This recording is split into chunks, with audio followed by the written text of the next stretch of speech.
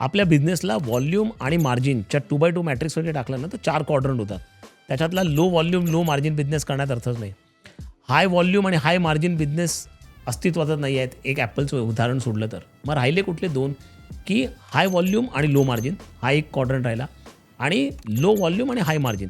आता प्रॉब्लेम काय होतो माहिती आहे का, की आपण बरेचसे उद्योजक आपल्याला कळतच नाही की आपण नक्की कुठल्या क्वाड्रंटमध्ये आहोत. आपण हाय व्हॉल्यूम गेम खेळतो आहोत का आपण लो व्हॉल्यूम गेम खेळतो आहोत. आणि वर्स्ट काय त्याच्यामध्ये, की आपण हाय व्हॉल्यूम गेम खेळतो पण लो व्हॉल्यूमच्या माइंडसेटने. म्हणजे हाय व्हॉल्यूम खेळत असाल तुम्ही, पोर्शे जर का विकत असाल गाडी, तर तुम्हाला मारुती किंवा बाईक्स ज्यावेळी विकतो त्यासारखे प्रोसेसेस ठेवून तुम्ही त्या प्रकारची कस्टमर सर्व्हिस देऊ शकत नाही.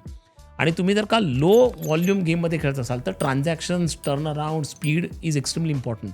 तिथे तुम्ही पोझिशनिंग, कम्फर्ट, ट्रस्ट ह्याच्यावरती जास्त हे देऊ शकत नाहीत. म्हणून तुम्ही कुठला गेम खेळतायत, कुठल्या क्वाड्रंटमध्ये आहोत हे जाणणं अत्यंत गरजेचं आहे. आणि हाय व्हॉल्यूम खेळत असाल तर तुम्हाला पोझिशनिंग, ट्रस्ट, तुमचं कन्व्हिक्शन या सगळ्या गोष्टी अत्यंत इम्पॉर्टंट आहेत. आणि तुम्ही जर का लो व्हॉल्यूम गेम खेळत असाल तर तुमचं स्पीड, तुमचं ट्रान्झॅक्शन किती फटाफट होत आहेत, तुमची प्रोसेसेस किती स्ट्रॉंग्स आहेत, या गोष्टी अत्यंत इम्पॉर्टंट आहेत. तर हे ॲज अ फाउंडर आपल्याला ओळखणं अत्यंत गरजेचं आहे, नाहीतर आपण बिझनेसमध्ये खूप मोठी चूक करतो.